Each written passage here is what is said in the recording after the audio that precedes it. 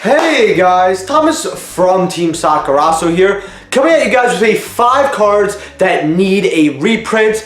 These are 5 cards that have needed reprints for a while at this point. I'm going to explain why they need reprints, what they're used for, and how much they are. So if you guys enjoy these top 5 series, the best way to show me that is to leave a like, because it shows me not only that you want more, but it brings more people to the video. So remember to smash that like button. Subscribe if you have not already. The goal for the end of May is 4,000 subscribers, so we're about 260 away. So hopefully we can get that in the next 50 something or so days.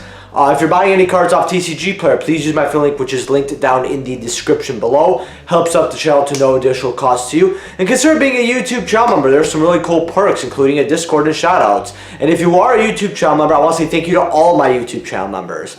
And we're just going to get right into this series. So the first card that needs a reprint is Red Eyes Insight. Now the reason why this card needs a reprint is because when Dragoon was a very big and meta-relevant card back twice before, this card tends to see a lot of play with it since it helps search out Red Eyes Fusion.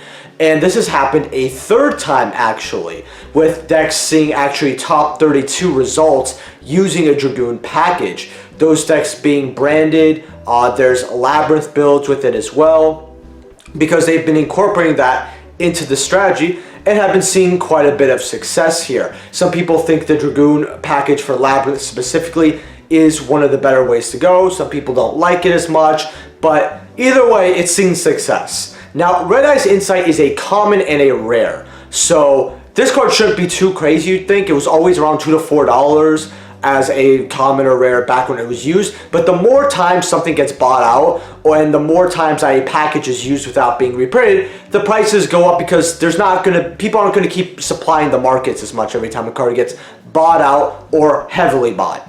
So this card is now a $7 to $8 common, which I find ridiculous. Rares have spiked to around $10 to $12. And at least for me, guys, I don't think any Yu-Gi-Oh player should be spending $10 to $12 on a rare. I think that's absolutely ridiculous. Now, I thought this card, and I've actually said this in my market watches, which if you don't know that I do market watches somehow, go check that out, because I give a lot of great information there, as well as great investments, and tell you what's bought out. I thought this card would eventually be a great OTS super. It doesn't have any high rarities but common or rare. It would serve as a reprint, and it's an upgrade of a common or rare card that sees a lot of play. Collectors would like it because it has red eyes on it, and the card would look cool. Although I would accept an Ultra and say Ghost of the Past 3 at this point. Any reprint I would gladly take with this card. The second card that I have here is actually number 90, Galaxy Eyes Photon Lord. Now, this card is $42 right now for secrets.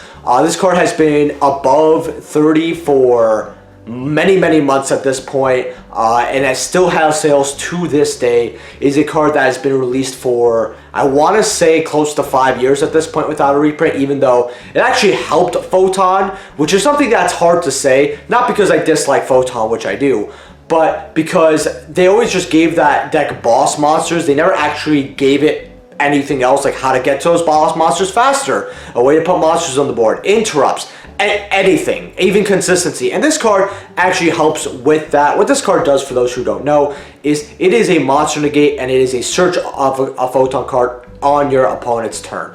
And it's a monster, usually it's a monster negate and destroy, so it's definitely not that bad. And since we had Photon Hypernova, I thought that Konami would actually reprint this card, but they didn't usually, and sometimes they do wait, kind of like with the Blackwing cards when we got Darkwing Blast. They wait a while to give us some Blackwing reprints, like we just got Kalu and Maze of Memories, and Darkwing Blast was how long ago? So it probably will come eventually, but I really do think Konami needs to step up on these reprints and give us some beforehand. So number 90 definitely needs a reprint.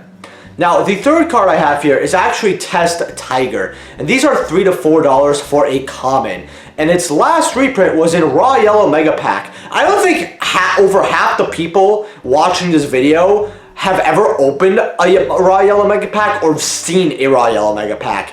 I don't even know if, some of you even, I bet like a third of you might not even know what that pack is. But basically, it was a legendary reprint. And I don't mean legendary as in, oh, it has legendary in the title. I mean, it was a legendary reprint set. and it was great to see Test Tiger as a common. Now, these being $3 to $4 is absolutely crazy because Test Tiger is used in Edison with Gladiator Beast, and it's a very popular card, and it was definitely a face of an older generation. If this card was ever used in somehow in any other strategy but Gladiator Beasts, I would be absolutely shocked, and it's probably even be higher. But $3 to $4 for basically just Edison format and a few older things in general is quite a bit for a common. Now, this card has a secret, a original ultra, and a gold. And the original ultra rares first edition for near mints are actually only $10. So while this isn't a 5 cards out of your trade binder, which will be next week, definitely a good card to actually grab for $10. I mean, Gladiator's Assault First Edition cards in good condition are actually very difficult to come by. An ultra rare that's used in Edison, and for $10, I mean, it's a no-brainer here. So I don't think OG Ultras at 10 are bad either. Now, the second card or the fourth card I have here is actually number 3, ChronoMaku Mech. Now, again, I don't think 80% of you have heard this, but it's used in a few OTKs in the game, including a Gaga OTK, but it's basically just a number card that's faded out of relevance. Now, Return of the Duelist and Abyss Rising are two sets from the Zexal era that Konami just absolutely hates reprinting. I don't know why, but like they do everything in their power to not reprint those sets, along with a few other cards in the Zexal era, like number 3292, Heart Earth Dragon. I don't know why, but they just don't want to. And this falls under it. It's a number card for number collectors that has a ultra at $15. No meta play whatsoever, ever in its life. I wouldn't even argue much casual play. The only reason I happen to know a reason that this is used in OTKs is because I used to play a lot of gimmicky shit back when this came out. We're talking about a decade ago. I recently wanted to give you guys a deck profile on that, and I was like, come on, maybe I might want one more of these. I already have 2 ultis, so you know, from back in the day. So let me see how much a base rarity ultra is. And I just thought it got a rare somewhere, and it apparently did not. So this would be great for a number reprint, and I think that it could facilitate a few cool OTKs, and who doesn't like gimmicky shit in Yu-Gi-Oh, right? Now, the 5th card to have that needs a reprint. Before I say it again, if you guys want to smash that like button, it would really help. If I get about 120 likes, I could literally do these all day. I can even give you guys these maybe once every week and a half or two.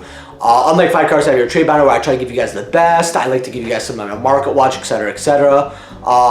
So make sure that you guys smash that like button, so I understand that you guys love these. And bringing us to the last card here is Shooting Majestic Star Dragon. Now, this is a $10 secret out of Dawn of Majesty.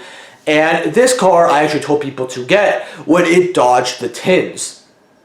As a basic rule of, oh, what should I get right now, or what should I invest in that might get a reprint, might not get a reprint? When we get Mega Tins announced, the best thing to do is look at, okay, what's not there? Is there a set that they're omitting? If so, that's usually a sign that it might not get reprinted. Or when we get the full list, they usually don't reprint everything from the core sets that they have that's relevant. They miss a few secrets. And Dawn of Majesty, they dodged a lot in Dawn of Majesty. I thought this Starlight at $100, which is now $215 plus, slash Secret, which was $2 back then, now $10, was a great pickup. And the reason why this card needs a reprint is because we're getting a lot of Synchro support. We already got a new Synchro set announced in the OCG that they're getting, as well as we just got some new Synchro support in Maze of Memories with Excel Synchron, a card that's already going not only because of hype, but because of how good of a card it is. Shooting Majestic Star Dragon is incorporated in Synchro strategies.